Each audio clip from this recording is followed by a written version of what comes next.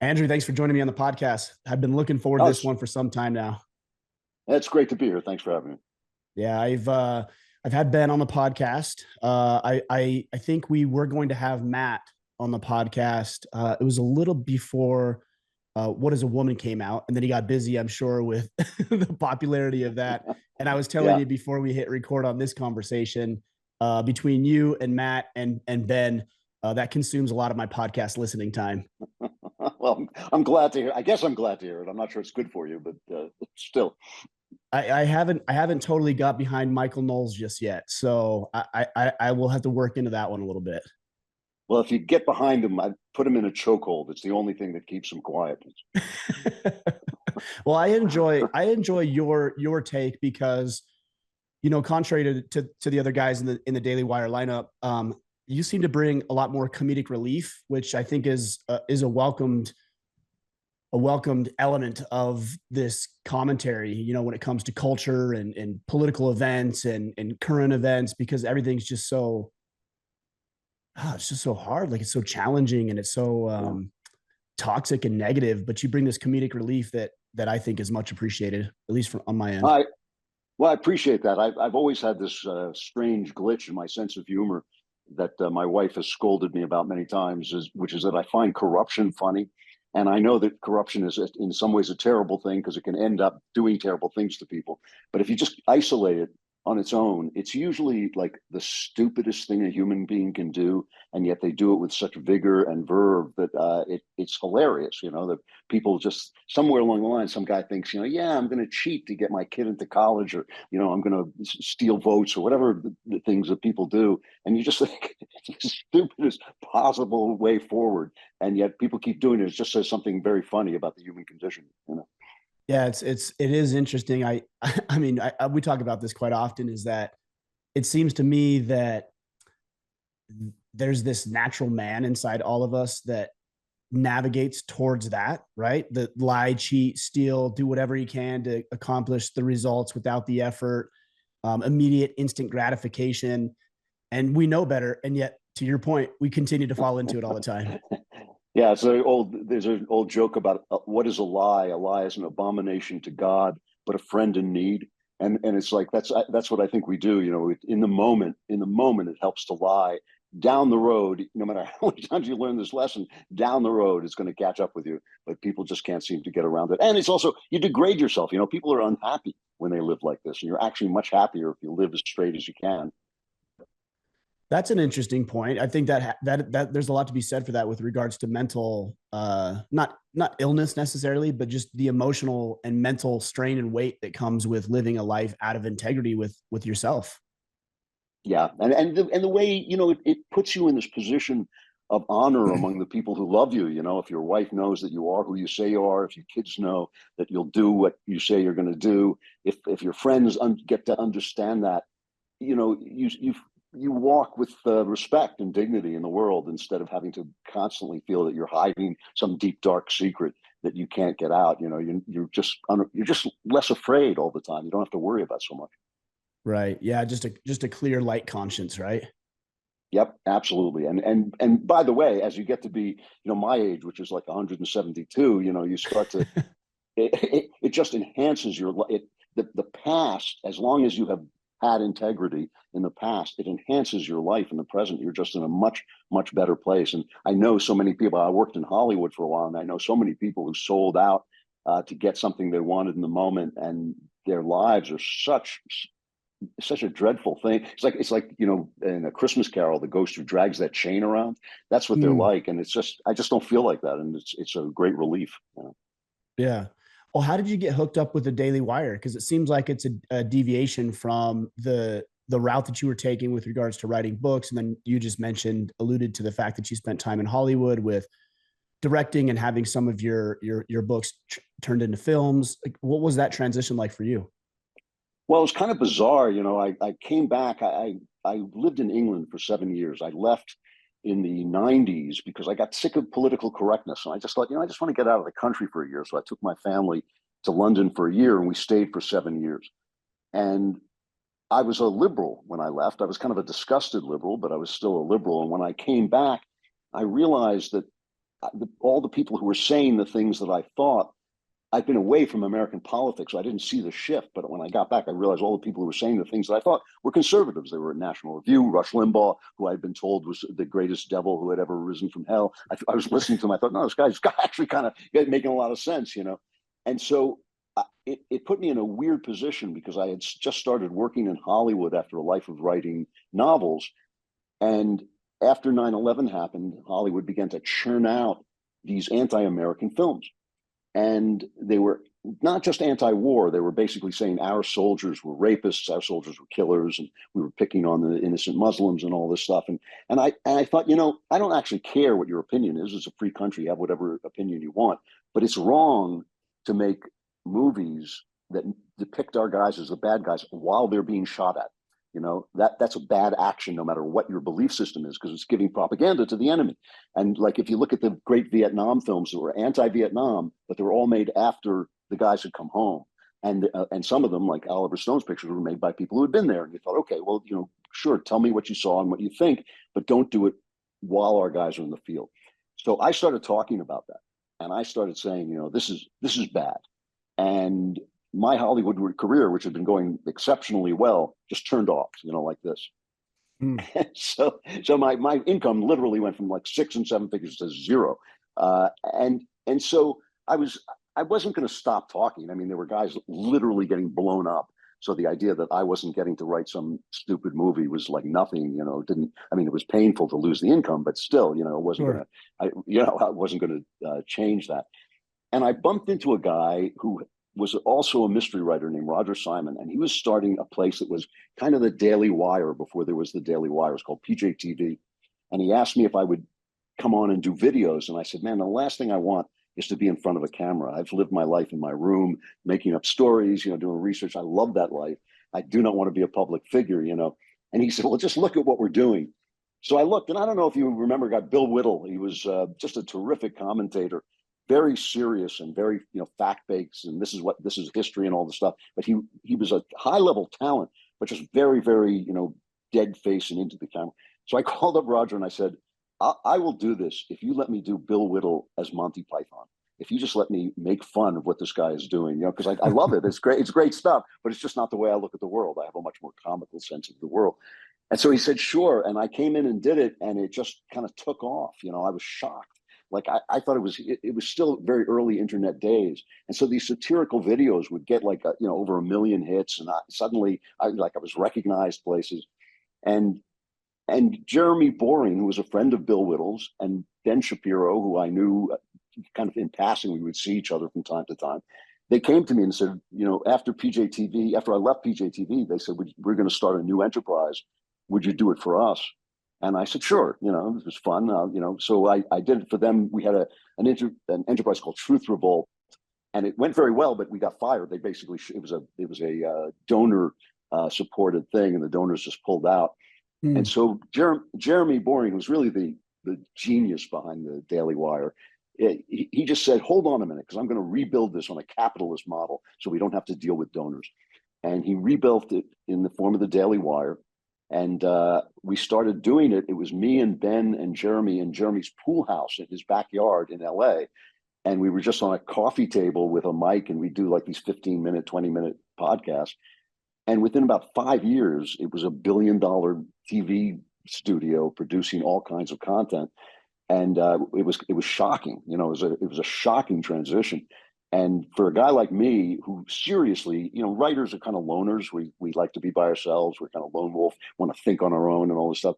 To me, I was walking into places and being mobbed by people who were like a third my age, and like surround, you know, I was a musician, a rock star, or something like that. Right. It Right. was it was a genuine shock to the system. I have to tell you, it was a real change of lifestyle.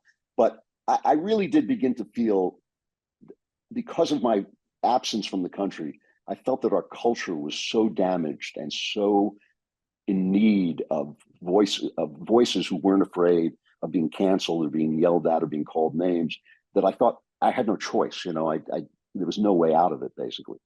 Yeah. So it was a different life than I was expecting, but I've had a great time, and the people are great. You know, the people, you know, you talk about Ben and Matt, and I tease Knowles all the time. because he's a buddy, but like they're all terrific people. So it's just been an absolute pleasure. Yeah, I mean, I can even tell when I watch your or listen to your live backstage podcast. Like you can tell you guys are just good friends, hanging out, having a good time, and that's the way I it, think it should be. it was, building the thing. It was just really like the four of us. It was Ben and Knowles and Jeremy and me. And we spent all our time just talking and arguing and getting around and smoking cigars. And then suddenly we were in this corporation, it kind of happened while we were kidding around. And so, yeah, it was a great experience. Yeah, tell me a little bit about. I'm fascinated by Jeremy Boring because he's not a public facing person. He's I think from my perspective, anyways, he's behind the scenes while it's you and Michael and Ben and Matt and the crew out there forward facing to the public. But he seems like a very fascinating, very intelligent, savvy businessman. I'm very interested about in Jeremy. Yeah, no, he is a really interesting guy. He used to be Bill. Well, I was talking about this guy Bill Whittle. He used to just hang around with Bill Whittle, and so I was working with Bill, and I would see this guy, and I would listen to him, and I would think, he's kind of offbeat. He's kind of offbeat. Like, it didn't occur to me that he was, a cut above or anything like that. But I thought, like, he has actually interesting ideas, and conversation with him is interesting, and so what I then began to learn about him was that he had a fascination with the way things work, and that which is something the mechanics of things, the way things hold together, and he has incredible business instincts. He Every person who works with him, he has a way of finding what it is about them that appeals to people. And I won't, but I can name people who, while they were following him around or letting him kind of, work on their careers, they became famous. And the minute they broke with him, they just disappeared. He just Mm, had a way of saying, what it is, the thing about you that people want to hear is this. And I, who am very protective of who I am and what I want to say, because I want to speak for myself, still I would learn, like, okay, I'm not going to do anything that's against, my principles or what I believe.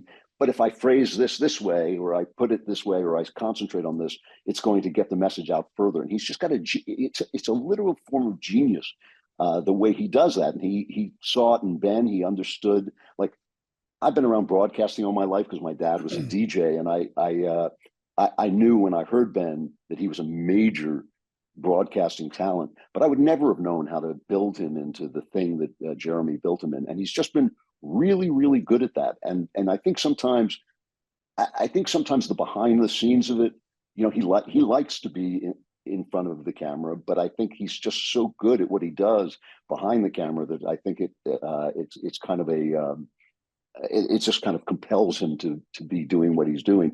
And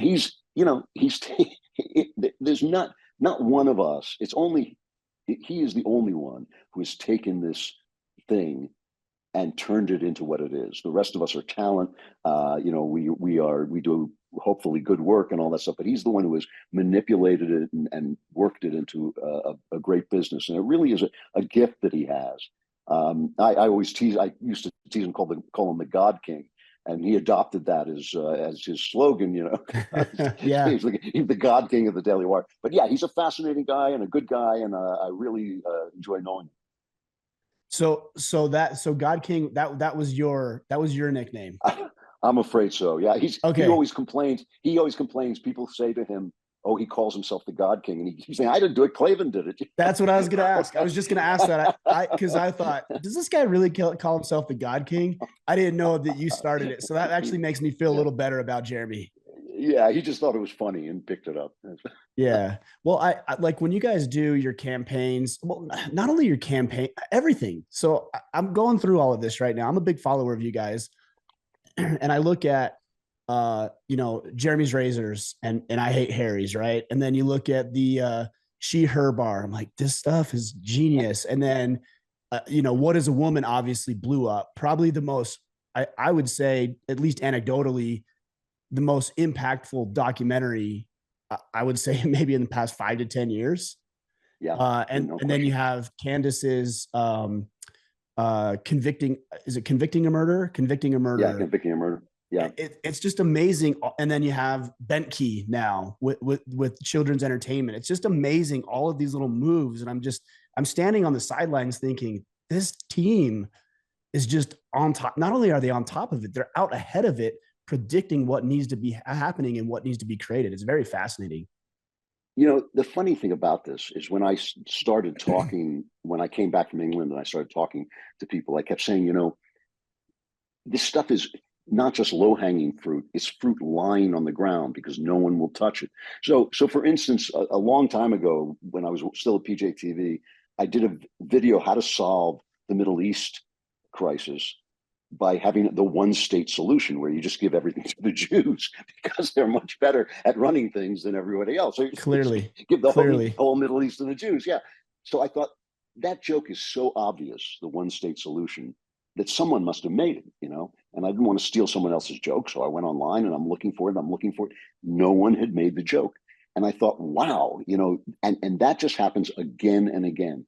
There's nobody making the obvious jokes about the way leftism destroys everything everything it touches turns to crap. Every single thing that leftism comes near is done with great self-righteousness and great vigor, and you know, we're the progressives, and it just crumbles to dust. And no one is making jokes about it because everybody in Hollywood and everybody in the business is a leftist, and they're all cowards. They're afraid to say they're afraid to say what is a woman, you know. And Mhm. so in some ways it's simple, except that it takes a little bit of guts, and you have to be willing to be canceled and called racist and all the other things that they call you, that, you know, people don't like that, especially people like us who aren't racist. You know, we don't like being called, oh, sorry about that. We don't like being called those names, but if you just are willing to take the heat, um, all those jokes and all those stories are just waiting to be told. Yeah, it is interesting when you talk about not wanting to say what is a woman. It's very interesting to watch people tap dance around that question. Like clearly they know the answer to the question and they just cannot bring themselves to completing the sentence. It's hilarious. Like you said, Yeah. it's sad, but it's also hilarious that That's it. That's it. Yeah. And you man, it's know, just wild. it is a you know, testimony to the power of other people's opinions. Like, people want to be liked, and now that we're all online, you know, you can be liked by a million people, and so it's a great power that people have over you. And it's amazing that one day some angry lesbian college professor will say, well, there's no such thing as gender, you just are whatever you identify as. And and within, you know, a year, that becomes absolute doctrine. It becomes absolute Right. gospel truth. So if I say, well, you know, men and women are different, and a man can't become a woman, I'm actually demonetized on YouTube. And you want to say to them, well, why? What evidence do you have? What science is behind this? There's nothing. There's nothing there. And so it's this massive power of shaming and censoring and finger pointing that just makes people silent. And to me, the fact that a woman can be asked what is a woman and say I don't know, it is so sad and so shocking. But as you say, also hilarious, you know. And so all those stories and jokes are just waiting to be told. Yeah, I was I was hunting this last week and we had shot a couple of deer, me and some friends of mine, and I had shot a doe and I put it up on the rack and skinned it and cleaned it and gutted it and everything else. And he had shot a buck and cleaned it and skinned it and gutted it. And I looked over and the difference was noticeable just in size alone, right? Between a buck, the male, and, Yeah, and, a, yeah. and, a doe, a female. And I said to him, I'm like, yeah, but you know, men and women are the same.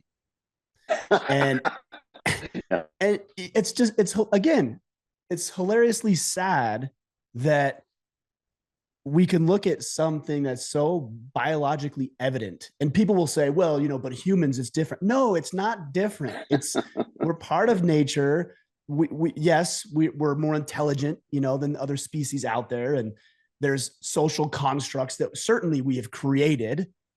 Culture, for example, would be one of those things, or just community presence is a socially constructed thing.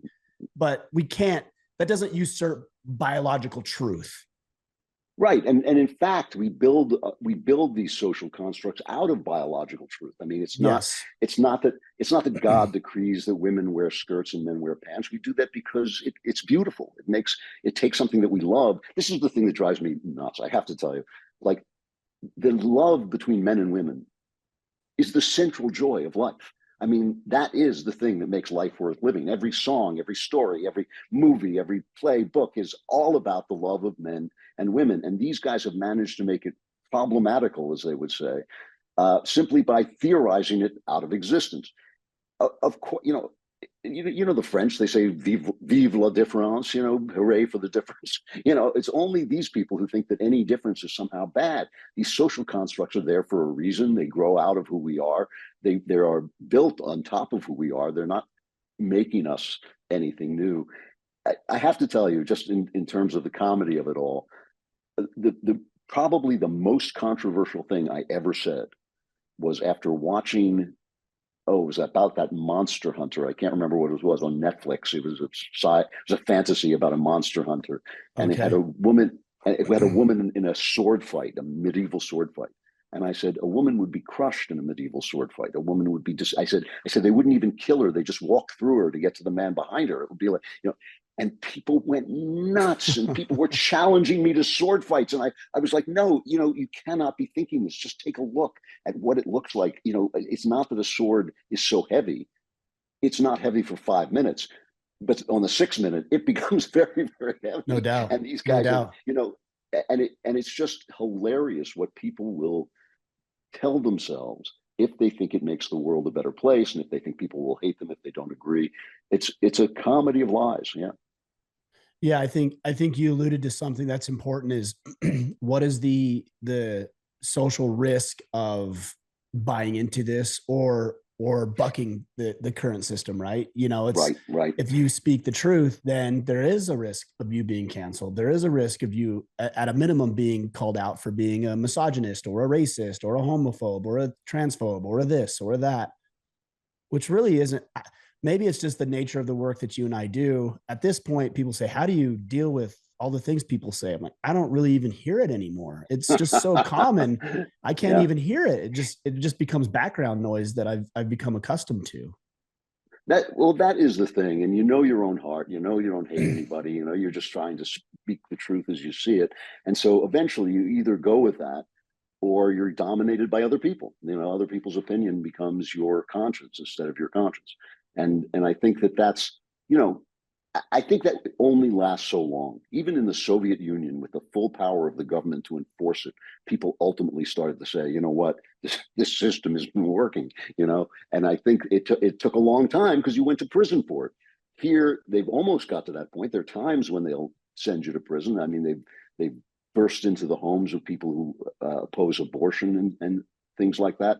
But still, we still have enough freedom where if you start to say, you know what, I'm going to start making jokes about this, it really collapses. I mean, these things are they're so sensitive to humor. They're so fragile. Why do trans people, the trans movement is a violent movement because all you have to do is say, the emperor isn't wearing any clothes and the whole thing vanishes. The whole make believe Mm-hmm. vanishes. All you have to do is look at Rachel Levine and go, this person is psycho. This is no woman. This is a psycho guy. And it's like the emperor isn't wearing any clothes. The scales fall from everybody's fragile thing. And the more fragile it is, the more they have to censor you to try and keep it in place. Ultimately, I think that effort gets just too much for society to bear. And so it matters that there are people like us who aren't afraid. It matters that we say these things because then other people start to think like, yeah, that's kind of true. I want to say that too. Yeah. Well, and I think comedy is a great approach, and this is why I think comedy needs to be protected, maybe more so than any other form of communication, because we Yeah. we have historically allowed our comedians to say the things that we don't let anybody else say. So it's this little outlet, it's this little vein, and obviously there's a tinge of truth or total truth in every comedic sketch or every joke that's told, and that's why it's so powerful that we need to protect that comedy, I think. Yeah. And they know whatever you want to call them, progressives, they know this and we don't. And that was what I started with. When I started talking about this, I started saying, you guys don't realize, you guys are so worried about some congressional district in Ohio. You don't realize you're losing the country at the movies. You're not losing it at the ballot box. You're losing it at the box office. This is where and they know it. That's why they keep us out. That's why they shut us down. That's why if a movie actor, God forbid, that some movie star comes out and says, I'm voting for Trump, they just absolutely hammer him. Whereas if a politician does it, they attack him, but it's not the same. They know that the culture is where we live, and the culture is where our minds and hearts and consciences are shaped. And so they just want to keep iron control on it. And that's why the internet is so important. And that's why they're trying to control the internet. I mean, look at Elon Musk taking over Twitter and making it X. The government is now investigating every business he's in. He used Yep. to be the hero of the left, and now he's being investigated. Why? Because they know that the culture is what matters. Yeah, I think as you were talking about Hollywood and being ostracized, obviously you received some of that. The one exception to this, and not totally, but who's able to have some staying power, I think, is somebody like Chris Pratt, who, you hear him talk about his conservative values, his Christian principles, and he talks about it openly and publicly. And he receives a lot of backlash, but for whatever reason, he's managed to maintain his foothold in Hollywood as an A-list celebrity. That's kind of an interesting phenomenon to me. Yeah, well, he kind of kept it down. He kept it quiet until he got a foothold, and he still keeps it, you know, soft. He plays it soft, but that's fine. But yeah, he's an exception. Clint Eastwood is an exception. Sure. Guys who are untouchable like that. But it's really hard. I mean, even guys, think of like the most outspoken actor I can think of is John Voight.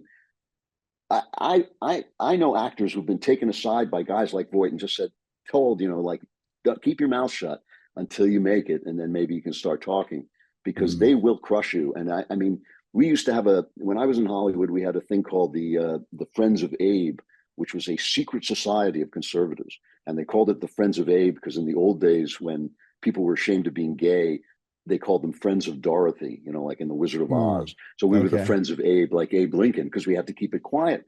And it was embarrassing. I used to complain about it. I would say, look, I don't want to be quiet. I'm happy to speak, but a lot of the people in the organization were, lighting guys and voiceover guys and small time actors, and they'd be crushed if it came out. So it was like an Alcoholics Anonymous meeting. You come and say, hi, my name is Andrew, and I'm a conservative, and it was like, and everybody, hi, Andrew. It was like, no, it was really awful, because at the same time you were doing that, you were going into script meetings and pitch meetings, and people were saying to you, like, that George W. Bush, he's a Nazi, isn't he? In the meeting, in a business meeting. And so, yeah, and if you did what I would do, is I would just say, well, I'm on the other side. They'd throw me out of the room. I can't Really? say on the air some of the things that were said to me. And God forbid if you were a black person and said conservative things, Sure. Right. it was heartbreaking the way that they were treated. And so the secrecy thing is was bad for us, but it was there because they were just their control over the culture is what matters to them, and they're smart. Yeah. I mean, yeah. Well, to go back to your comment about being black, I think about somebody like Candace Owens. I mean, everybody has heard the names that she's been called, the attacks, the threats. I mean, it's unreal. And this is the side of peace, right? That does all of this stuff. I don't understand that at all. I want to go back to something you said because we skipped over it. You said Jeremy Boring had this great ability to know what other people wanted to hear from certain people, like yourself, for example. What would he say about you? What would he say is your skill set and people wanted to hear from you? Well, for instance, I came in, and the idea with me, we sort of had these plans that was that I was going to do essentially a kind of late night show. I was not going to be the political commentator and all this. And Jeremy came to me and he said, "Listen, that's the place we want to get to, but we are just a political site by nature, and you have to kind of focus on that and try to do your humor through that and try to get at the culture through that." And I thought, like, okay, you got to fish where the fish are. There's no point in my talking if nobody's listening. And so that was really, really helpful to the way I shaped things. Again and again, we've been in conversations where we shaped the show, and made it. You can't be anything but what you are. You can't pretend. I can't pretend to be a clown. I can't pretend to be, an acrobat or anything like that. I can only do what I do. But you can put it in certain contexts, and there are certain things that certain avenues that you can take that people are open to. And he's just really been helpful about that. And he really has with everybody done that. And it for a long time before this, he was the hidden hand behind a lot of stuff like Prager University, all kinds of video stuff that he was being consulted on. And this was the first time he got a chance to sort of do it for himself. And I think the result is obvious. Yeah, it's been unbelievable to see how he and you have been able to grow this business. Now, I guess I want to fast forward and bouncing around a little bit here because I have so many different questions and thoughts on this. You had also mentioned this idea of being in Hollywood where you know, this more conservative Friends of Abe type group gets ostracized. But if I understand correctly, you grew up and came from a liberal background, but then it's interesting when you talk about moving to England because it was too politically correct here. Did you experience the same thing there? And obviously that was, I'm assuming before you decided that you were no longer a liberal and you were more conservative in your approach to life and culture. Yeah, I mean, what happened was I stopped paying attention to American politics. Yeah, I lived an English life. My kids were in British schools. My friends were British. I read British papers. It was the Clinton era. He was having an affair with Monica Lewinsky. I sort of, we all knew about it, obviously, but it just was not what I was paying attention to. I was paying attention to British politics and British ideas. I watched British television shows. That's what I was doing. And Mm-hmm. so, it helped me, it helped detach me from the culture in which I'd grown up. And so I could think for myself. I could just think like, oh, instead of saying, oh, here's Donald Trump and I hate him, or here's Barack Obama and I hate him. Here were people I didn't know anything about saying things, and I could just say, well, that doesn't sound right to me. That sounds false to me, you know. And I remember vividly a very, very famous literary agent who was a friend of mine being interviewed in an American paper saying she would never handle a book by Rush Limbaugh because he was so evil. And I Mm. wrote her, in those days we didn't have email, we were just starting to get email. I actually wrote her a letter saying, I'm sure he's as evil as you say he is, but actually conservatives are the ones being censored, not the left. And you should actually support people and let them express their ideas. So that, like, I didn't even know how far a shift that was. If I had been in America, everybody would have jumped down my throat. But in Britain, like nobody really knew who Rush was, and so it was, it's just it was just obvious to me. So that was really it was really helpful to get away. And Britain also was about 10 years behind us in terms of Mm. political correctness. Now I think it's worse over there. But then it was still, the mass immigration hadn't started. It was still very much a British country. It was losing it, but it still had it.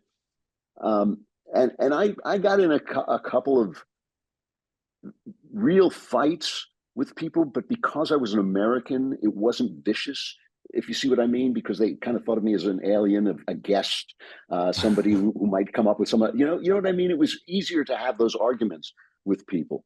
And so it just transformed me without my knowing I was being transformed. It was a very painless process, and helpful. And now I go back and they look at, now I'm their conservative friend. When I go back to talk to my British, how people have a gay friend, I'm their conservative friend. Sure. Or a black friend or something, So, but if I had been like that at the beginning, I think it would have been harder for me to make friends because I was in the arts. The arts are kind of typically liberal, and I knew all the people in the British arts, but they just kind of took me as an eccentric American type, I think. Right. So when did you start to realize that the path that you were on with regards to liberalism wasn't the path that you wanted to be on or wasn't serving you well? Or did something transpire or did it just gradually happen over time with age and wisdom? Like what did that look like for you?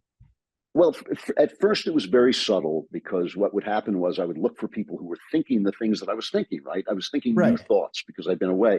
And I found them on National Review. They had a thing called The Corner where Jonah Goldberg would speak to, some other writer. And I think, yeah, that makes sense to me. And when I heard Rush and I thought, no, he's actually kind of funny and sensible and all this stuff. But then 9/11 happened. And 9/11 happened and there was kind of a pause about 2 days. And then David Letterman, who, for your younger audience, was like the hip late night comedian at the time. David Letterman came on his show and he said, and I'm from New York. All my family was in New York. So it was it was devastating for everybody, but it was personally Right. devastating to me. And I was watching David Letterman and he came on, he said, I have to think about this out loud. I have to ask myself, why do they hate us? And I thought, are you kidding? They hate us because we're the good guys and they're the bad guys. I mean, they're Nazis. These are literal Nazis. They just, I don't have anything against an Islamic person, but this version of Islam that they're putting forward is a small, mean, brutal, violent version of this religion, and it's a Nazi religion. And of course, they're supposed to hate us. We should be glad they hate us. It would be terrible if they didn't. It's like asking, it was just like asking why Hitler hated us. He hated us because we were us. And I thought that a top, this was a top late night comedian. He would be Stephen Colbert today, I guess, would be the guy. And Sure. you think like, why would he even ask himself that? And that was a change from when I left. When I left, there was political correctness. There was silly stuff going around. There was, radical feminism, as we called it at the time. All that stuff was there. But I don't think that a mainstream guy would have gotten up and said, like, we really have to fix ourselves so these fascists stop attacking us. That's a crazy thing to say. And so that was kind of the wake up call where I thought, whoa, things have really changed and not in a good way. And this should not be, it should not be, you know, free speech is fine. I don't want him to be arrested for it, but it should not be socially acceptable to put us second to a culture like that. And I still feel that way. And that was why when they started to make these movies, Lions for Lambs and Redacted and all these rendition, they all even sounded the same. All these movies in which our soldiers were the bad guy, and, in that situation. And again, you want to be anti-war, that's fine, but our soldiers were not the bad guys; they were the good guys. And so, what was fascinating about this is to show you what a bubble these people are in. All these movies bombed. Every single one of them bombed. Green Zone, they all bombed. And Variety, which is the trade paper of show business, they wrote an article saying, well, people just don't want to see movies about the war on terror. And I Right. thought, no, they don't want to see movies about the war on terror where we're the bad guys. And Right. then Clint Eastwood made American Sniper, the biggest grossing R-rated film of all time, one of the biggest grossing R-rated films of all time. So help me, Variety put out an article. Gee, we thought people didn't want to see the war, films about the war on terror. They couldn't figure it out. It was an Yeah. absolute mystery to them what the problem was. And that was an honest film. It showed you the horrors of war. It showed you all the things that, that it's not fun. It's that he had to kill people, they killed children and things like that. It was a genuine depiction of war and what war actually is. But we were the good guys, I mean, the guy says, I would stand before the throne of God and defend every time I pulled the trigger. And you couldn't help watching it and thinking, yeah, of course, yeah, and I'd stand right there with you, of course you would. And that's why that movie was a hit. It was a great movie, but it was also a movie that depicted the truth. And so this is like the problem that I discovered coming back. And this was the thing that really changed me because I'm a culture guy. That's what I do. I write novels. I have written movies. It's like that's my life. And I could see that had become toxic and poisonous, one-sided, and the people like me were being blacklisted and kept out of it. And it was bad for the country. Yeah. Well, I see the same thing with what's going on with Israel and Hamas right now. It's like the amount of Perfect. Yeah. support that's behind Hamas, like just popular support, cultural support. I don't understand the justifications for what is happening. It's hard for me to fathom, and I'll be the first to admit I'm not well versed on everything that's going on in the Middle East. But I think I can look at it and figure out pretty quickly who the good guy is and who the bad guy is in the equation. But it seems to That me like we're actively fighting against that reality. that is, I mean, look, again, I'm happy to concede there are complexities and all this stuff. But if you're out protesting and chanting in favor of people who cooked babies alive and rape women on the bodies of their murdered, boyfriends, you're on the wrong side. It's such a little light should go on in your head. But as part of the comedy of it all, you have these, LGBTQ people saying, "Oh, hooray for Palestine," while the Palestinians are saying, "If you come here, we will kill you because we Right. hate Right. LGBTQ people." And feminists, I mean, I love Susan Sarandon, the actress, saying, "I stand with Palestine," a place where they would dress her like she was the ghost of Christmas yet to come. I mean, a place where the kind of movies she's made would get her killed. And so the kind of silliness of it and the obvious blindness of it is evidence of an ideology that has no relationship to reality. That's what happens when you have an ideology that isn't in tune with reality. And that's all culture. It's all culture. It's all people thinking, "Oh, this is what makes me a good person," you know. And if it's not, if the Daily Wire and other, if the Daily Wire doesn't succeed in entering the culture sphere, if other people don't imitate us, we will never win, because they will keep convincing each generation anew that this madness is the truth, and it will go down in flames. But I'm hopeful. I'm very hopeful we will change the culture, but it has to be done. It's a work that has to be taken on. Yeah, no, I'm hopeful and optimistic too, especially with you guys leading the charge of entering cultural conversations, artistic film, like other businesses. These are the kind of conversations and businesses and organizations that need to start. I mean, Yeah. it's absolutely imperative that we try to recapture some of this, because we're not going to do it in the military. It doesn't seem like anymore. We're not going to do it at the academia level. Even the medical community is corrupted, and we're not going to do it there. So I Right. think we need to begin to infuse some of these conversations into the cultural and art talks that we've been having. When Disney was going to make a live action version of Snow White, and the actress started going around saying, "Yeah, but she's not going to, run off with the prince. She's not going to be saved by some man, and we're not going to have romance and all this stuff." So Jeremy announced that he would make a live action version of Snow White in accordance with the actual story. And I texted him. He was overseas, and I texted him and I told him, I said, "I will die with your name on my lips." I said, "I will be calling your name on my deathbed, because that is so funny and such a great, it's such a great thing for people to see someone say, like, 'Oh, if you don't want to do it, we'll do it,'" and Right, instead of just complaining, which has been the kind of default mode for conservatives up to this point. And I used to say to people, the culture will only be saved by people who love it. The arts can only be saved by people who love the arts. You can't sit around and say, "Oh, there's too much nudity, there's too much this, there's too much that," and not make beautiful stuff, because anyone can complain. But to make stuff is what the arts are all about. And I'm thrilled that we're doing it. yeah. I think you guys did the Snow White with Brett Cooper, right? She's They're making it. They haven't made it yet. They're Yeah. making, yeah.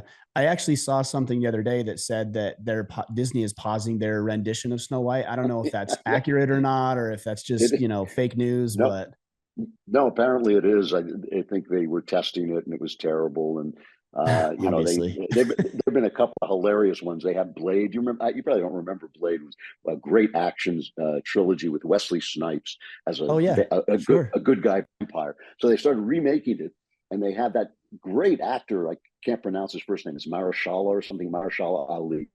I don't know. Twice, terrific actor. So he's going to be in this thing, and they're writing the scripts, and slowly it turns into an all-female cast fighting the patriarchy. And they looked at it and said, "We can't make this. We cannot make this. Nobody will come to see it." So it's like they really have a disease. They have a social disease, that has infected their brains. And if they don't, they're not going to change. But we have to compete with them and drive them into the forest. I mean, that's the only way to do it. Yeah. Well, I mean, you've written a ton of different novels, and you've got a new one coming out. And I'm curious how writing novels, does that fit into the concept, or is that something that is just a thing that you love to do and you want to create, and there's no greater purpose to it other than you like to create, entertain, and put that type of information out into the world? Well, I love telling stories, and I love writing stories, and I love prose. I actually love writing prose, and I've always maintained that we can't change the culture by making conservative culture, by having conservatives make culture. The way you Mm, change the culture is by having artists, which is what I am, who are conservative, artists who believe in freedom, artists who believe in men and women, artists who believe in God, creating good stuff. So that's my mission. I'm really good at what I do.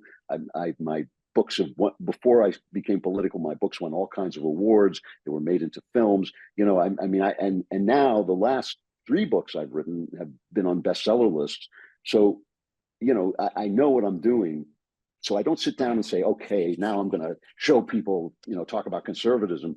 I just Huh. write the world the way I see it. And I do it fearlessly. I don't write the world saying, oh, women are women, but here's a woman who's going to beat a guy up, you know, with her fists, with her tiny little fists, she's going to beat this guy up. You know, I just don't write that scene. You know, I mean, it's like, so, so I write the world as it is. And that to me is how you get things done. You know, you mentioned this book. I do want to plug my book, if I may. You know, Yeah, of course. the new book is called The House of Love and Death, and it's part of this best-selling series about a guy named Cameron Winter, who is essentially, you know, all the stories recently that have been about men have been about anti-heroes. So you have like The Sopranos, and you have Breaking Bad, and you have The Shield, guys who are corrupt. And the reason for that is when masculinity is outlawed, the only men are outlaws. You know, that's Mm. the only way to express it. So what I wanted to do is take a guy who was an outlaw, who was a bad guy, who finally just says, no, wait a minute, I'm going to see if I can change that, turn that around. So my guy Cameron Winter is a guy who has worked for the government. He's done terrible things, but now he actually just wants to see if he can become essentially go from being an anti-hero to being a hero. And to me, that's the journey I think that men are on. And I'm not lecturing about. I'm just telling stories about a guy who's trying to do it. And so far, like people have really loved them. And I think they're some of the best work I've ever done. So I'm really excited about it. And I do like to pound them and see if I can get people to go out and try them because I think they're different. Yeah, well, you know, and what I like is, admittedly, I up until relatively recently, I haven't read a whole lot of novels. It's mostly self help and personal development, you know, because that's the Yeah, space I'm in, which is great. But I got burnt out on a lot of those books. You know, it was all the same information and telling me things that I pretty much already knew, just a new way of looking at it or a new system in order to enact it. But the reason I like novels like yours is because you see yourself in the individual, right? And you can see that's what it. that individual is working through, the redeeming qualities, the not so redeeming qualities. Like you can find yourself in those characters if they're developed and written well, which I know yours are.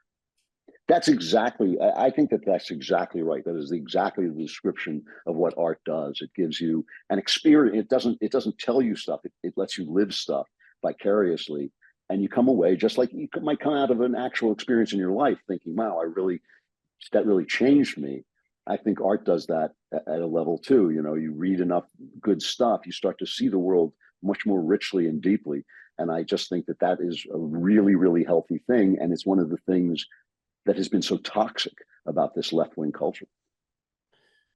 So I'm trying to imagine what men who listen to this podcast might be thinking now, and I've heard things like this where, you know, it's nice that you found an outlet and that you've made money and you've been successful in Hollywood and been successful in other ventures, and I would love to follow a passion of mine, but you know I have to put food on the table, and we're talking about Right. changing the culture through art, which many guys that listen have things they'd be interested in doing, but don't feel like they can do that based on their current circumstances. What would you say, or how would you encourage a man in that position?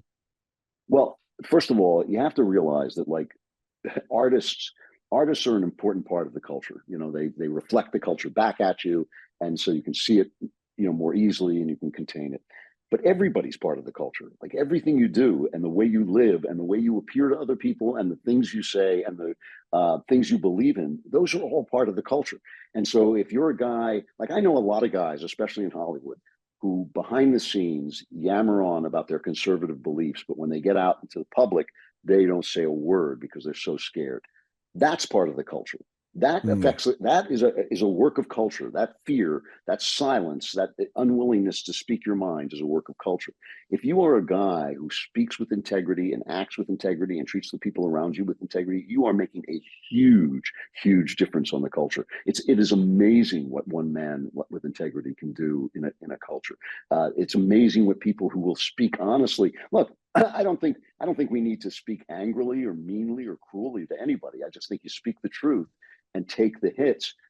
That changes the culture all the time. So I mean, I think that like every single person is carrying the culture like a candle in his hand, and if he behaves with if he behaves in accordance with his beliefs, if his beliefs are sound, if he shows himself to be both um, honest and strong and joyful, that to me is just like, you know, throwing a cigarette into a dry forest. I mean, that will have more effect than you can possibly imagine on all the people around you, especially the young people.